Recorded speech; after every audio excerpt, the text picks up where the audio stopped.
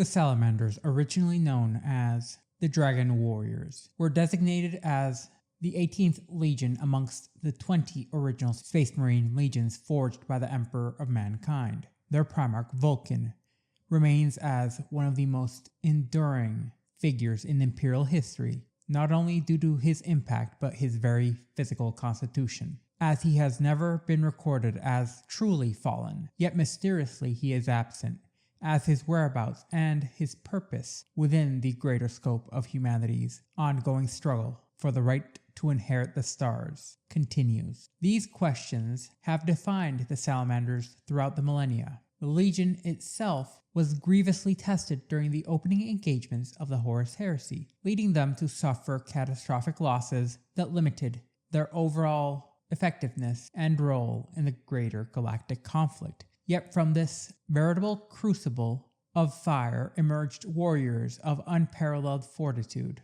who had been reforged much like is known to be their ability to forge the finest weapons from the hottest fires. And so they became a legion known for their unwavering will and their fierce, if unparalleled, devotion to protecting humanity at all costs. The Primarch Vulkan once said, "On the anvil of war, the strong are tested and the weak are made to perish. Thus are men's souls tested, as metal is forged in the fire." As one of the Loyalist first founding chapters, the Salamanders trace their lineage directly back to the 18th Legion during the Great Crusade, before their reunification with Vulkan. They were known as the Dragon Warriors, a name that reflected both their ferocity in battle and the legendary heart of what would eventually become their homeworld, the volcanic deathworld of Nocturne. And it was within this tumultuous planet that many of the Legion's core features were forged, shaped by both the harsh environment, the enduring culture of its mortal inhabitants, and the effect on the planet's radiation upon their gene seed. Unlike many chapters of the Adeptus Astartes, the Salamanders exhibit a profound concern for civilians, as they hold the idea that protecting the Emperor of Mankind's innocent subjects amongst the highest of duties, a principle born from their very enduring connection to the people of Nocturne. Unlike many other chapters, the Salamanders often maintain relationships with their mortal families, along with the communities they originally come from. It is not uncommon to find Salamanders residing amongst the very Nocturne tribes within specifically constructed chapter bastions across the planet's 7 sanctuary cities. Even as the chapter's fortress monastery stands imposingly upon the moon Prometheus, they remain. In these roles, the Salamanders are revealed not only to be paramount warriors, but leaders of men, guiding their people through both spiritual and temporal matters, under the very ideal of the Promethean cult. This is a unique interpretation of the Imperial cult. The very saga of the Salamanders and the tale of Vulkan's reunion with the Emperor is one of the few consistently recounted narratives from the era of the Great Crusade, which is widely reported on. Known collectively as the Promethean Opus, its precise historical accuracy is seen as potentially uncertain, yet the legend itself holds more enduring than many of the other Primarchs' meetings with their Genesire. For 10,000 standard years, the Salamanders have stood as paragons of strength, honor, resilience, and nobility, a legacy that continues unbroken into the grim darkness of the 41st millennium. As Nocturne itself is a world defined by volatility, its surface constantly reshaped by volcanic activity, yet beneath this chaos lies a wealth of strategically valuable minerals, highly prized by the Adeptus Mechanicus. As such, humanity has called this perilous world home long before even the age of the Imperium, as people had been carving out an existence in a place where fire and rock dictate the very terms of survival. When the infant Vulkan first arrived on the volcanic world of Nocturne, he was discovered by the master smith of one of the planet's 7 principal settlements. This craftsman was a figure of considerable renown, and he took the young Primarch under his tutelage, imparting the full breadth of his knowledge in metalwork and metallurgy. In the matter of a few mere Terran years, Vulkan had grown into a figure of prodigious stature, his body formidable as was his intellect. The young Primarch did not merely absorb skills taught to him, he refined them and soon began instructing Nocturne's master smiths in techniques long thought lost to the galaxy since the very darkest of days from the Age of Strife. It was during this time that Vulkan's martial prowess first became evident, when Nocturne was faced by a massive raid of Drukhari. As each assault was costly in both lives and resources, the Primarch would then rise to the challenge, defeating the invaders by using a combination of raw strength, cunning, and strategy. In the aftermath of this victory, the people of Nocturne unanimously recognized Vulkan as their leader, a figure destined not only to defend them, but to elevate their civilization through skill and wisdom. Years later, the Emperor of Mankind would arrive upon Nocturne, seeking a reunion with his lost son. Unlike other encounters with his Primarchs, the Emperor chose not to announce himself with any ceremony or fanfare. Concealed by a subtle psychic glamour, he appeared as a stranger amidst celebrations honoring Vulkan's recent triumph. These festivals traditionally featured contests of both strength and endurance, and the very disguised Emperor decided to challenge Vulkan to a duel of deeds, decreeing that the victor would command the other's fealty. What followed would become the stuff of legends. The contests were beyond the capabilities of any ordinary mortal.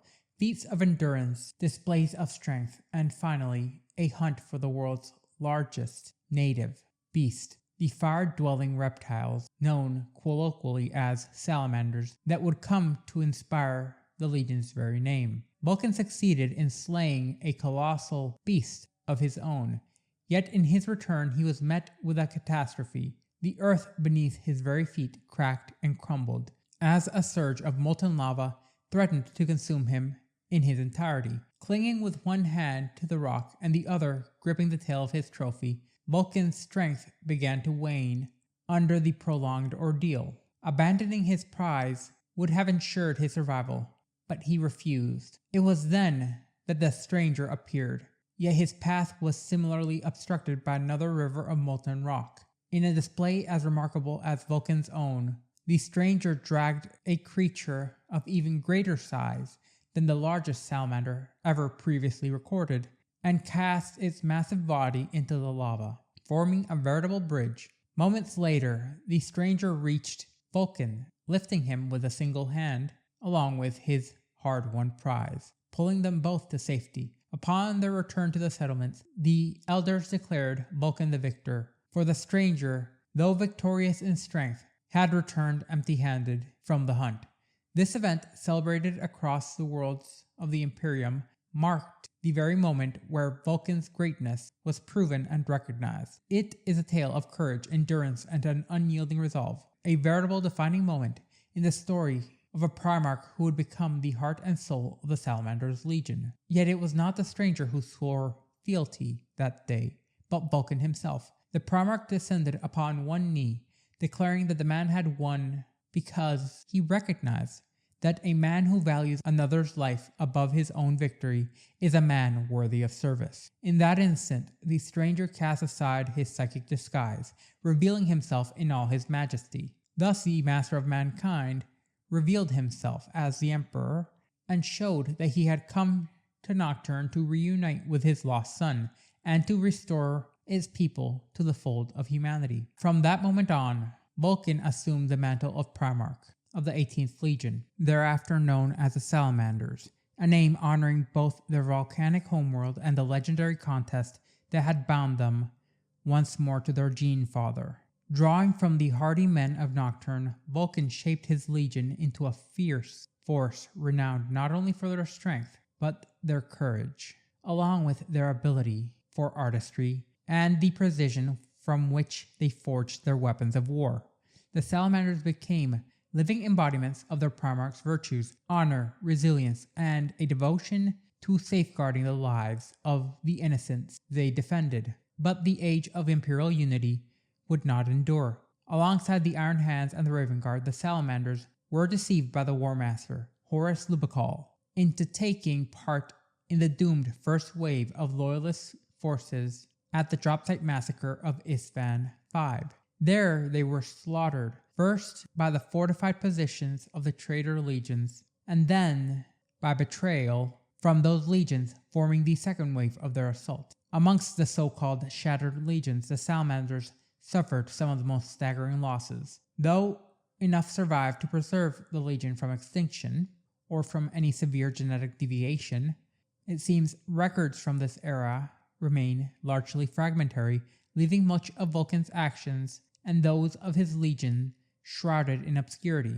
The period immediately following the Galactic Civil War, known as the Horus Heresy, itself is particularly veiled, preserved perhaps only within the secretive and secured records of the Salamanders Librarius. The 18th Legion appears to have sired no immediate successors, their numbers so devastated by Isstvan V that they were precluded from being forced into the same division many a legion were during the second founding. Later chapters may carry the genetic legacy of the Salamanders, yet no definitive evidence for many of them exists during the second founding successor incident, meaning that any successor chapters would be a more recent affair. The adherence to the Codex Astartes varies. Their adherence to the Codex Astartes varies. In some respects, the Salamanders conformed to Reboot Guilliman's doctrines, while in others they deliberately diverge, as they field only 7 overstrength companies in the 41st millennium.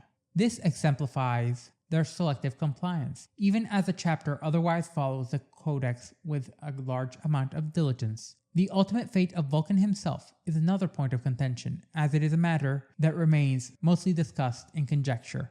Many sources suggest he led his chapter for 3 millennia following the Horus Heresy before departing on a mission never revealed to the Imperium at large. Other records have him combating the legendary orc behemoth known as the Beast, yet scant records detail his deeds during this time. And yet the Primarch left behind sacred texts and artifacts, collectively known as the Tome of Fire and the Artifacts of Vulkan.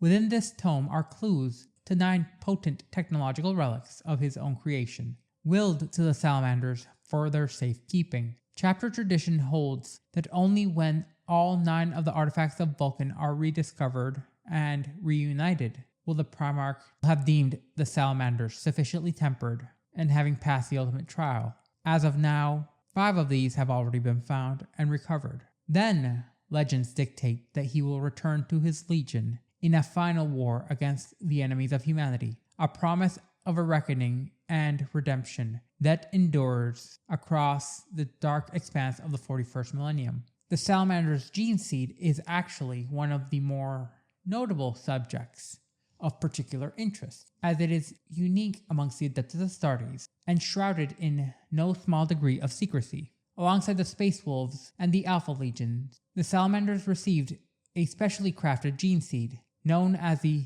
Trefoil, created for a specific yet undisclosed purpose by the Emperor himself. During the Unification Wars and the Great Crusade, these gene seeds were deliberately kept separate from those of the other legions, and it is noted by Call himself that the gene seed is as mutagenic as that of the Blood Angels and the Space Wolves, causing some of the most severe shifts in both physical appearance and biological aspects. And to this day, only the Emperor and a select few of his aides are believed to understand the rationale behind this specific policy. Extensive studies by Magos biologists of the Adeptus Mechanicus indicate that the Salamander's gene seed is both remarkably stable and free from corruption, a rarity amongst the first founding legions. One distinctive trait, however, is the tendency for the Salamanders to exhibit slower reflexes than other chapters. The origin of this phenomenon remains highly debated.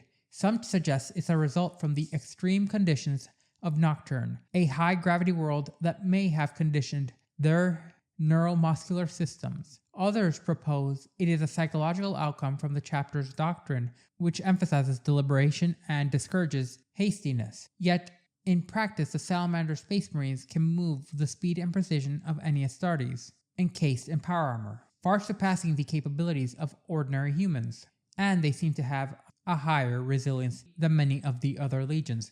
The interaction between their unique genetics and the intense radiation of Nocturne has produced striking physical features that are rather unique amongst other legions. The Salamanders typically possessed dark, almost obsidian, jet black skin that seems to absorb all light around them, and eyes that burn with an inner fire, glowing orange to red. While entirely superficial, it has been proven to be a tool of intimidation. More than one rebellion has been quelled by a single shot fired, and the following sight of these warriors alone being sufficient to enforce compliance. Perhaps the most extraordinary manifestation of their gene seed is a trait known as firesight. This specialized visual sensitivity allows salamanders to perceive infrared emissions, focusing on heat signatures invisible to ordinary eyes, even to those of the Adeptus Astartes. This has meant that a special substance was to be integrated into the dermis of their ceramite armor and woven through their electrotapestral strands in their robes and standards, and even applied to the flanks of their tanks. Millennia ago, salamanders' artificers refined materials capable of generating precisely tuned pulses of heat detectable by their firesight. This substance was integrated into the dermis of their ceramite armor,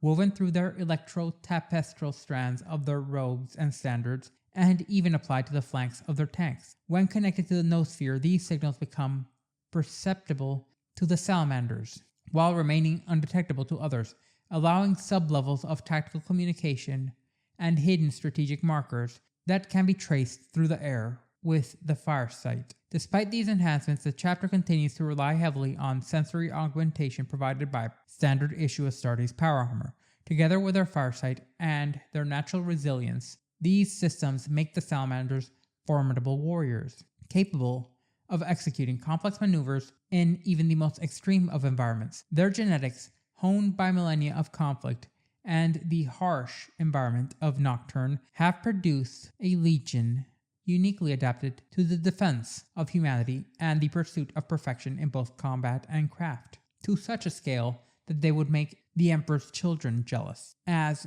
their craftsmanship is only rivaled by the most expert of blood angels who have honed one of their virtues in craftsmanship. Beyond their extraordinary genetic ability known as firesight, the Salamander's gene seed confers additional traits which distinguish them significantly from other Space Marine chapters. They exhibit a remarkable tolerance for extreme temperatures, alongside radiation. This is also bolstered by an enhanced capability for cellular repair, allowing them to endure environments that would prove lethal to any ordinary Astartes. These abilities, combined with their natural resilience, form the biological foundation for the Legion's endurance and strength. Guided by the teachings of Vulkan, the Salamanders are renowned not only for their martial prowess, but for their compassion towards citizens of the Imperium. Unlike most chapters, the Salamanders, excluding specialized units such as the Fire Drakes, live amongst the civilian population of Nocturne, serving as guardians, exemplars, and caretakers. While some critics have denounced their closeness as a vulnerability, the Salamanders have consistently viewed it as a defining strength. Even the High Lords of Terra have on occasion condemned this practice, yet the chapter persists, seeing the protection of humanity as a duty inseparable from their roles as warriors. This ethos extends to diplomacy. The Salamanders are often the first to offer overtures of alliance to other imperial forces, a reflection of both pragmatism and their Primarch's teaching. Although the chapter adheres to the Codex Astartes, it also follows the doctrines of the Promethean cult, a faith emphasizing self-reliance, loyalty, and sacrifice. Collective decision-making is highly valued, and the people of Nocturne, alongside the Salamanders themselves, routinely convene councils of elders in order to deliberate on significant matters, a process reminiscent of the quorums of Macragge. Promethean iconography is rich with symbols of the forge, fire, and hammers, alongside other tools of craftsmanship being strewn about everywhere, reflecting the chapter's roots as master blacksmiths, and in battle, this manifests with a pronounced preference for flamers, melta-weapons, alongside thunderhammers, favoring close-range engagements without sacrificing versatility. In broader Space Marine combat doctrines, early training in metallurgy and weapon maintenance ensures that every Salamander is capable of performing moderate repairs on their armor, allowing any tech marines to have a significantly greater amount of autonomy to repair heavier equipment. This self-sufficiency also allows the chapter's artificers to devote their efforts into the creation of master-crafted weapons, artificer armor, and even tactical dreadnought armor. The chapter is also known for its prolific use of Land Raider Redeemers, forging a tactical doctrine that emphasizes durability and firepower over mobility in certain scenarios. Yet, the harsh conditions of Nocturne impose their own limitations. Fluctuating gravity complicates the training and development of rapid units such as land speeders, bikers, and even those designated to use jump packs, leading to the chapter favoring the use of Devastator and Terminator squads instead. Salamanders are trained in order to persevere even in the face of total loss, making them capable of holding positions for months on end, even after the fall of their entire squad. This is a direct reflection of the Promethean cult's influence on their collective psyche. Before each engagement, a brander priest bestows upon each salamander a brand, a cult ritual mark of respect for the chapter. Only veterans earn the right to bear these brands upon their faces, as a visible testament to their dedication, endurance, and service. The rituals of the Promethean cult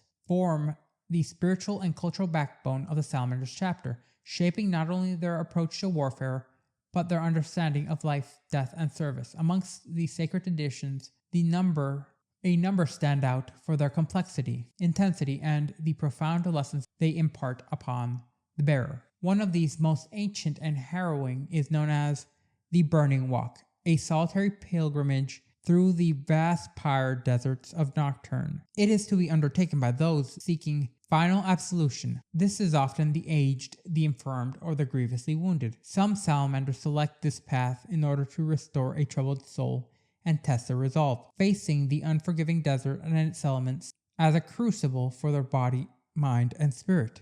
Remarkably, to date, only a single Astartes is known to have completed this trial. This was Apothecary Fugus of the Third Company. His return remains a story of renown in reverent tones, a rare testament to the endurance and fortitude demanded by the Burning Walk.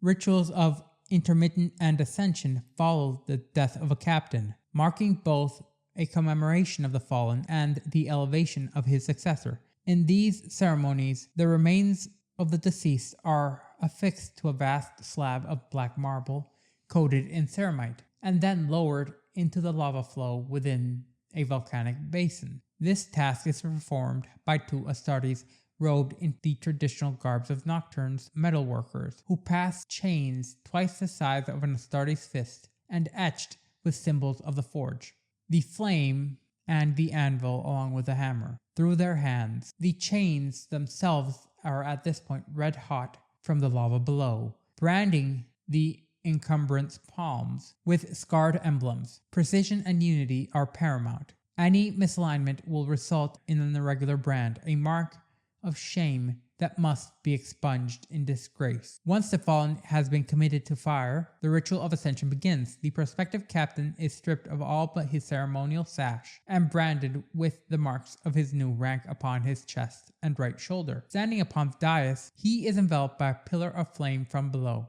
A momentary trial by fire, if you will. Following this crucible, the regent of Prometheus addresses the ascendant in the following: Vulcan's fire beats in my breast, to which the captain will respond, with it I shall smite the foes of the emperor. The regent bids the captain to then rise, officially recognizing his authority and linking him indelibly to the chapter's sacred traditions. These rituals extend to the daily lives and campaigns of the chapter. At the onset of a new engagement, each salamander constructs his own pyre, separate from his brothers, returning only when the flames reach their apex. In solitude, they anoint their armor and meditate upon the tenets of the Promethean cult, reaffirming their loyalty, discipline, and unity within the chapter. In death, the salamanders maintain these rituals even when a warrior falls far from home. If a body cannot be returned to Nocturne for ceremonial cremation in the Imperium beneath Mount Deathfire, the chapter may perform a local ceremony during or after the campaign. Each fallen fireborn is honored individually, his pyre tended to by his squad mates or his closest brothers. Comrades trust their arms into the flame, offering personal gestures of respect, perhaps even a marker of lament, a spoken word of remembrance, and another intimate tribute.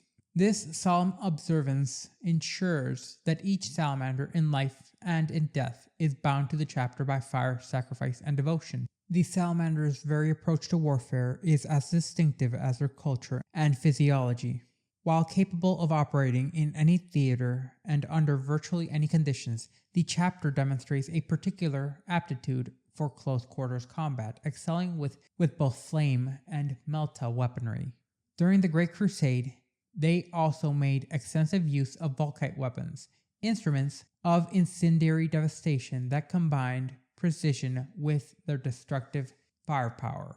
This proficiency reflects not only their natural resilience, but the Promethean cult's emphasis on technical skill, discipline, and a mastery over both the body and the tool. Each Astartes is trained to maintain and operate a complex amount of weaponry and machinery both in and outside of the field, ensuring the Legion's firepower remains at peak efficiency under even the most extreme of conditions. Tactically, the Salamanders favor the deployment of mass heavy armored units alongside fire-wielding infantry, advancing methodically to smother opposition in a combination of incendiary weaponry and concentrated heavy fire. This approach has proven devastating in both offensive and defensive operations, allowing them to dominate fortifications, repel boarding actions, and methodically reduce enemy populations to naught but ash. They exhibit an extraordinary amount of patience in combat, often waiting for the enemy to enter the optimal range of their flame-based weaponry before striking en masse, turning the entire battlefield into a controlled furnace where hesitation by the foe will be met with a swift and overwhelming amount of retribution. The chapter maintains an unusually large reserve of Terminator armor, and it is a testament to not just their craftsmanship, but to their technical acumen. Only a chapter with a long-standing tradition of metallurgy and mechanical expertise could sustain a field of such armor in the quantities observed amongst the salamanders. Their proficiency ensures that these elite warriors remain as durable and effective as possible, reinforcing their legion's reputation for resilience and precision, along with their relentless nature. The Salamanders' tactical doctrine reflects a duality of their chapters: disciplined artisans and protectors, yet it shows them as uncompromising warriors whose mastery over fire and armor renders them uniquely formidable in innumerable battlefields across the Imperium. In the Great War of the Horus Heresy, the Salamanders Legion occupied a central yet perilous position amidst the chaos of the galaxy. Betrayed, struck down, and laid waste to repeatedly, they nevertheless demonstrated their unyielding loyalty and a steadfast honor that was surpassed by few, if any.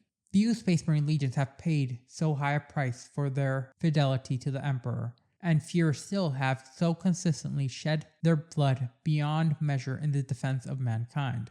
Time and time again, the Salamanders have risen from the ashes of devastation. Each time they are tempered like the legendary steel forged in their volcanic homeworld, unbroken, undefeated, and resolute in their purpose.